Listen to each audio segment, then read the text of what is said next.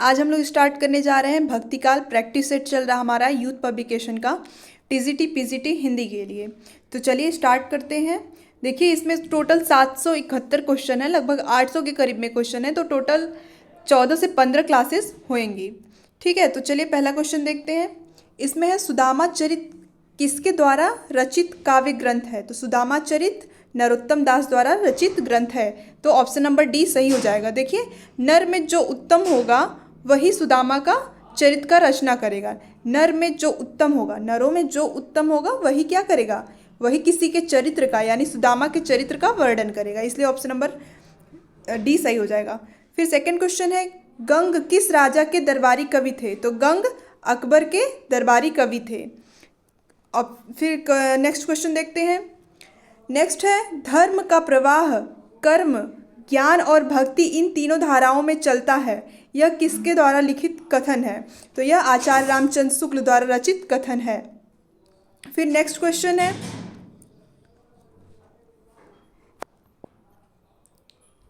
Question number 4 है रामचंद्र शुक्ल के अनुसार रहीम के बारे में कौन सी बातें सही हैं? तो देखिए रहीम के बारे में कौन सी बातें सही हैं? ऑप्शन नंबर डी सही है, यानी ए सी और डी सही है। ए सी और डी सही है, बी गलत है और ई गलत है। बी क्या है? हिंदी काव्य के उतने मर्मज्ञ कवि नहीं थे जितने फारसी के थे, गलत। जबकि कौन थे? रहीम दास जी हिंदी के ज़्यादा ज्ञाता थे, बल्कि फारसी के कम थे। और इसके बाद ई गलत है, जब इनसे कोई कुछ मांगने आता तब भी उन्हें अपनी दैर्घ्यता का अनुभव नहीं होता, नहीं, गलत है, क्योंकि उन्हें होता था। फिर नेक्स्ट क्वेश्चन देखते हैं। इसमें दिया हुआ है रहीम की कविता नगर शोभा की मुख्य विशेषता है, तो इसमें क्या है मुख्य विशेषता? ऑप्शन नंबर ए सही होगा इसमें। हाँ, ऑप्शन नंबर ए सही है, यानी कि ए 2 और 4 सही है। 1 सही है, 2 सही है और 4 सही है, बल्कि 3 गलत है। इनमें स्त्रियों की उत्कृष्ट कोटि को बताया गया है? नहीं, स्त्रियों को उत्कृष्ट कोटि का नहीं बताया गया है। फिर नेक्स्ट क्वेश्चन है जन्म काल के अनुसार निम्नलिखित भक्त कवियों का सही अनुक्रम लिखिए। तो देखिए ये क्वेश्चन थोड़ा डाउटफुल है, क्योंकि सूरदास के बाद कौन आती हैं? मीराबाई आती हैं, जबकि यहाँ पे तुलसीदास को दे दिया गया है, इसलिए यहाँ पे देख लीजिए सबका जन्म काल दिया हुआ है, गलत है, ये ऑप्शन गलत है। फिर नेक्स्ट है कृपाराम द्वारा रचित नायिका भेद की सबसे पुरानी पुस्तक है? तो सबसे पुरानी पुस्तक है हित तरंगिणी, ऑप्शन नंबर ए सही हो जाएगा। रुद्र संप्रदाय की स्थापना किसने की? तो रुद्र संप्रदाय की स्थापना विष्णु स्वामी ने की है। देखिए इसमें आपको जो ये है कि कौन सा दर्शन किसने लिखा है, किसका दर्शन है, ये बहुत इंपॉर्टेंट क्वेश्चन है, क्योंकि ऐसे क्वेश्चन पूरे भक्ति काल में आपको 50 क्वेश्चन मिलेंगे। तो इससे अच्छा है कि आप ऐसा नोट में अपने लिख लीजिए कि दर्शन, संप्रदाय और प्रवर्तक। विशिष्ट संप्रदाय देखिए कैसे याद करना वो भी मैं बता देती हूँ।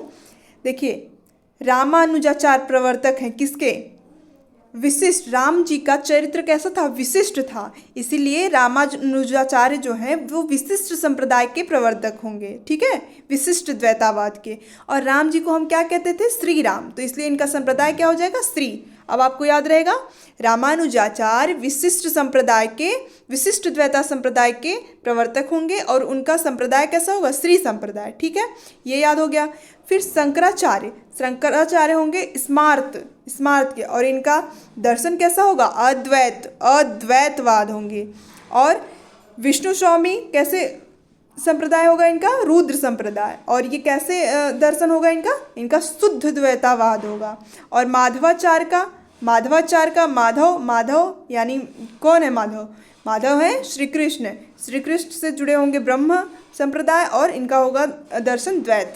तो इससे आप याद रख सकते हैं, आप कैसे भी ट्रिक करके याद रख सकते हैं, क्योंकि बहुत ज़रूरी है। ऐसे क्वेश्चन आते ही आते मैच कराने वाला आ जाएगा, या फिर पूछ लेगा कि किसका संप्रदाय है, कौन सा दर्शन है, इसके प्रवर्तक कौन है, कुछ भी। तो देखिए रामानुजाचार्य, मैंने पहले बता दिया कि रामानुजाचार्य का चरित्र कैसा रहेगा? विशिष्ट द्वैतावाद, ऐसे करके आप याद रख सकते हैं। नेक्स्ट क्वेश्चन देखते हैं निम्बार्काचार्य का संबंध किस दर्शन से है? तो निम्बार्काचार्य का द्वैतवाद से। देख लीजिए कितना इंपॉर्टेंट क्वेश्चन है। द्वैतवाद, देखिए इसको कैसे मैंने याद किया है, मैंने बहुत फनी वे में याद किया है। मैंने लिखा जैसे निम्बारका, निम्बारकाचार को मैंने नींबू से सपोज किया, निम्बारका, नींबू, नींबू सा साउंड कर रहे हैं ना। फिर नींबू को हम एक बार निचोड़ते हैं, फिर दो बार निचोड़ते हैं, फिर कई बार निचोड़ते हैं। तो देखिए ये द्वैता द्वैत, यानी द्वैत एक बार नहीं दो बार आया, द्वैता द्वैत, नींबू को द्वैता द्वैत, समझ आया। तो ऐसे करके हम रिलेट कर सकते हैं। फिर है आकाश धर्मा गुरु कहा जाता है, आकाश धर्मा रामानंद को कहा जाता है। रहीम किसके दरबारी कवि थे? रहीम अकबर के दरबारी कवि थे। फिर इस यहाँ पे एक पंक्ति दी हुई है, इनकी उक्तियाँ ऐसी लुभावनी हुई कि विहारी आदि परिवर्ती कवि भी उनमें से बहुतों का अपहरण करने का लोभ न रोक सके। आचार्य शुक्ल कि यह उक्ति किस कवि के बारे में है? तो ये रहीम के बारे में। देखिए रहीम के बारे में अब कई क्वेश्चन आएंगे, तो इससे अच्छा है कि रहीम के बारे में किसने क्या कहा, रहीम की कौन कौन सी रचनाएं हैं, रहीम का कौन सा श्लोक है, उसको थोड़ा जो जो एग्जाम में आया हुआ है रहीम का एक अलग पार्ट में नोट्स में कहीं एक कोना बना के आप लिख लीजिए, जिससे कि रहीम के बारे में जितने भी क्वेश्चन आएंगे वो आप सही कर सकें। भक्ति रसामृत संधि सिंधु के रचयिता कौन है? तो इसके रचयिता है रूप गोस्वामी।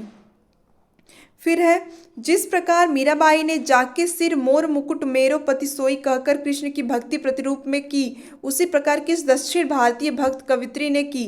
स्वामी कृष्ण के अतिरिक्त किसी और को अपना पति नहीं बना सकती। यह किसने कहा है? तो यह अंदाल ने कहा है। इनको कहीं कहीं अंडाल भी लिखते हैं, कहीं कहीं अंदाल भी लिखते हैं।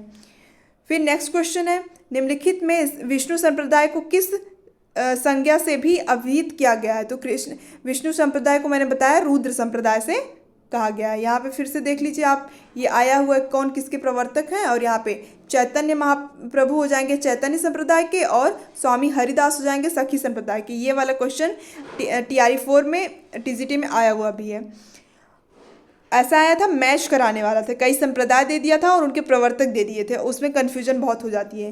फिर मान सहित विष खाए के शंभु भय जगदीश, बिन मान अमृत पिय राहु काट्यो शीश, सृजन के संकलित। ये पंक्तियां इनमें से किस कवि की हैं? तो ये है रहीमदास की। फिर तुलसी के वचनों के समान रहीम के वचन भी हिंदी भाषी भूभाग में सर्वसाधारण के मुख पर रहते हैं। यह कथन किसका है? यह कथन है आचार्य रामचंद्र शुक्ल का। फिर है मदनाष्टक के रचयिता कौन है? तो इसके रचयिता है रहीमदास जी।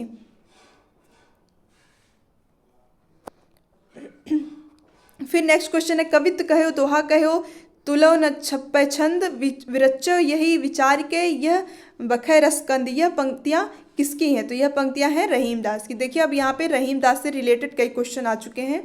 फिर है रहीमकृत मदनाष्टक की भाषा कौन सी है? तो इनकी भाषा है खड़ी बोली। फिर है खेट कौतुकम किसकी रचना है? तो ये भी है रहीमदास की। ऑप्शन नंबर ए सही हो जाएगा। फिर है उत्तर भारत में भक्ति का प्रसार करने का श्रेय किसको जाता है? तो रामानंद को जाता है, और दक्षिण का करने का वो शंकराचार्य को जाता है। फिर नेक्स्ट क्वेश्चन है, इनमें से कौन सा विकल्प गलत है? तो ये ऑप्शन नंबर ए गलत है, चतुर्भुज दास वाला गलत है, क्योंकि वेली कृष्ण रुक्मणी री इसके रचनाकार कौन है? पृथ्वीराज है।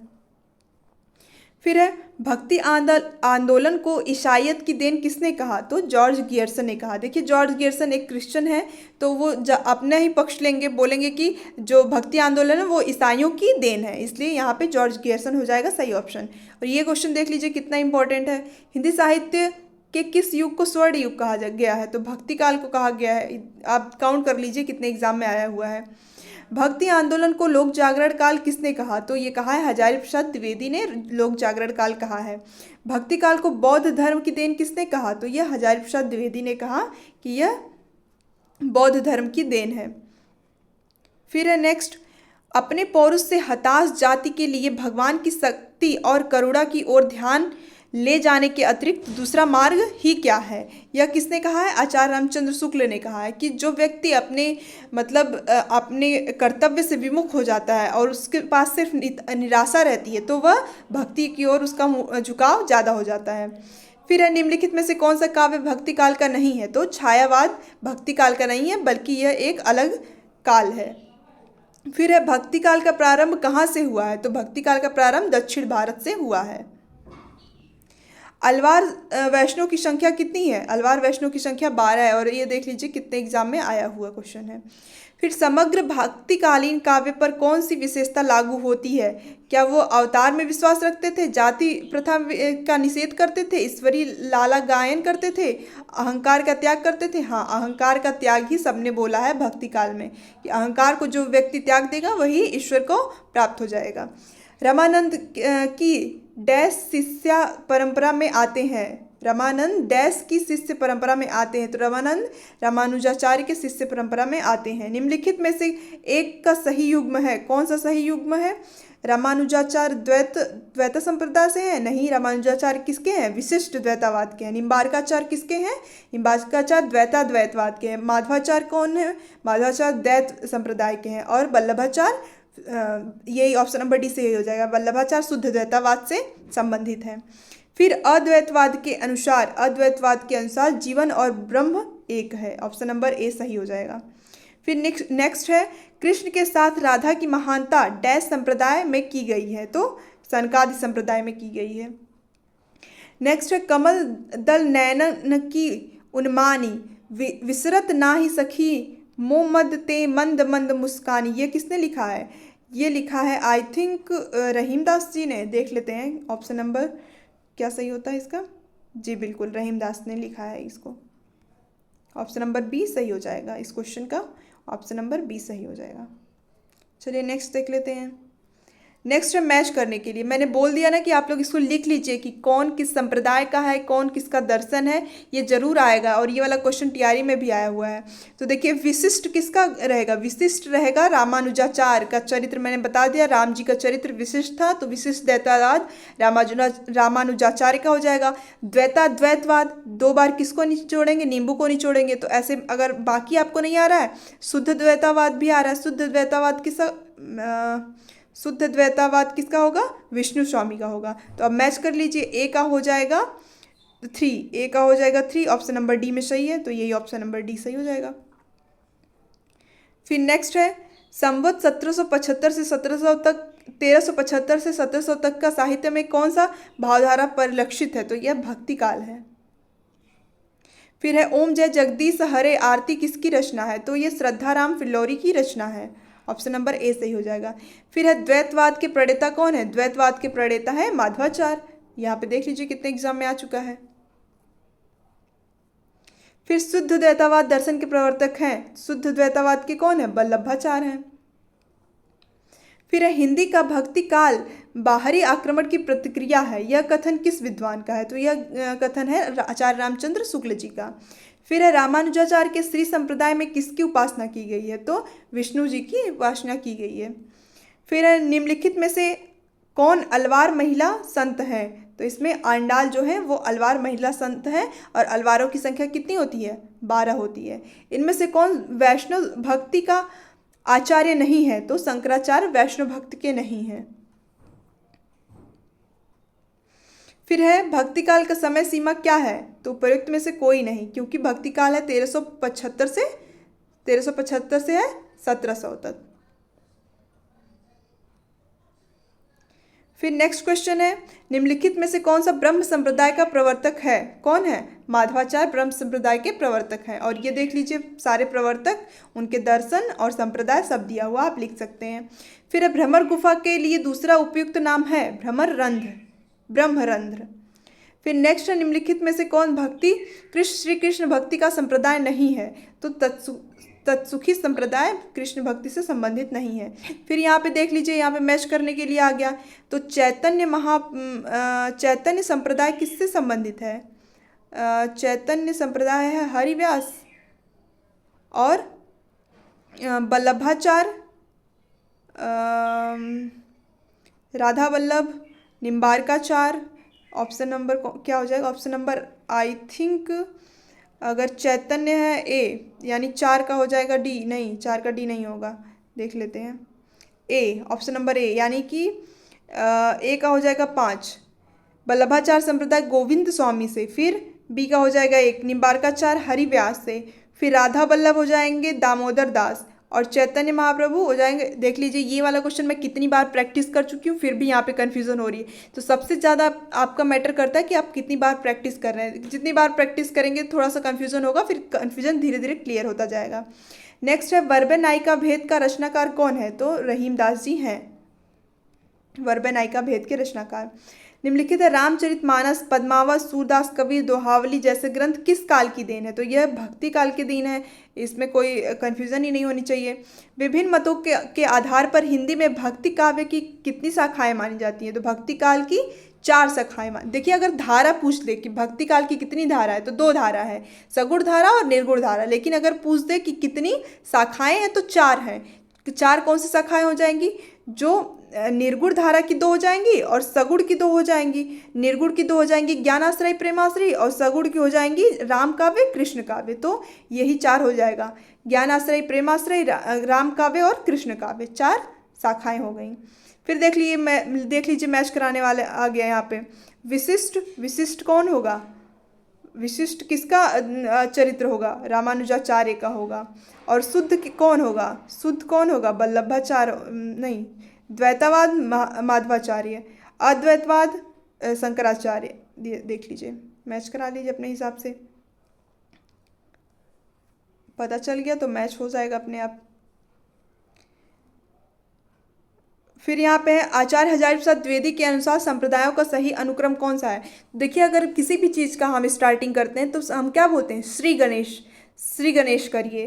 तो यहाँ पे देख लीजिए सबसे पहले कौन आएगा? श्री संप्रदाय, और सबसे लास्ट में आएंगे सनकादिक संप्रदाय। सनकादिक संप्रदाय कैसे? जैसे इंसान सबसे अपने जीवन के सबसे लास्ट स्टेज पे जब बुजुर्ग हो जाता है तो कैसा हो जाता है? लोग कहते हैं सनक गया है। सनक मतलब उसकी मानसिक स्थिति सही नहीं है, इसलिए सबसे लास्ट में सनकादिक संप्रदाय। तो ये रिलेट करने के लिए, अच्छा ये वाला क्वेश्चन मुझे थोड़ा डाउटफुल लग रहा है।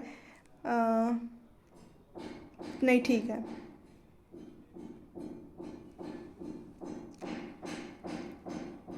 फिर भक्ति काल को भारतीय चिंताधारा का स्वाभाविक विकास किसने माना है? तो हजारी प्रसाद द्विवेदी ने माना है। फिर नेक्स्ट है, फिर देख लीजिए इसमें मैच करने के लिए आया, किसी किसी की पंक्तियां दे दी गई हैं और बोला है कि मैच करिए। तो देखिए अति मलिन वृषभानु कुमारी, ये थोड़ा सा पढ़ा हुआ लग रहा है और ये पढ़ा है सूरदास का। तो सी का हो जाएगा 1, सी का 1 किस में? ऑप्शन नंबर डी में, तो ऑप्शन नंबर डी सही हो जाएगा। देखिए मैच कराने वाले में अगर आपको 1 2 भी आ रहा है ना, तो बाकी आपका अपने आप मैच हो जाएगा। फिर यहाँ पे देख लीजिए मैच करने के लिए आ गया, कौन किस संप्रदाय से संबंधित है? तो यहाँ पे देख लेते हैं, ऑप्शन नंबर ए सही हो जाएगा। ए का हो जाएगा 3, ए का हो जाएगा 3, अद्वैतवाद हो जाएगा रैदास से संबंधित। फिर बी का हो जाएगा 5, विशिष्ट द्वैतावाद हो जाएंगे तुलसीदास से संबंधित। शुद्ध द्वैतावाद हो जाएंगे कुंभन दास से संबंधित। सखी संप्रदाय हो जाएंगे सखी संप्रदाय हो जाएंगे हरिदास से संबंधित। फिर अद्वैतवाद के प्रवर्तक थे, अद्वैतवाद के प्रवर्तक कौन थे? शंकराचार्य थे। तो देखिए इसके आगे अब स्टार्ट हो जाएगा संत काव्य। तो संत काव्य के क्वेश्चन मैं कोशिश करूंगी एक वीडियो में करने के लिए, अगर ज़्यादा होगा तो नहीं हो पाएगा। और इतने क्वेश्चन जितने मैंने बताए, आई होप आप लोग को समझ आया होगा। जितना ज़्यादा आप लोग प्रैक्टिस करेंगे उतना प्रैक्टिस में रहेगा, जितना प्रैक्टिस कम करेंगे आते हुए क्वेश्चन भी गलत हो जाएगा। जैसे मुझे वो वाले क्वेश्चन आ रहे थे जो मैच कराने वाला था, लेकिन बहुत दिन हो गया प्रैक्टिस के, इसलिए अब वो भूल रहा है। आता सबको है, लेकिन जो प्रैक्टिस करेगा क्वेश्चन उसी का सही होगा। Thank you so much.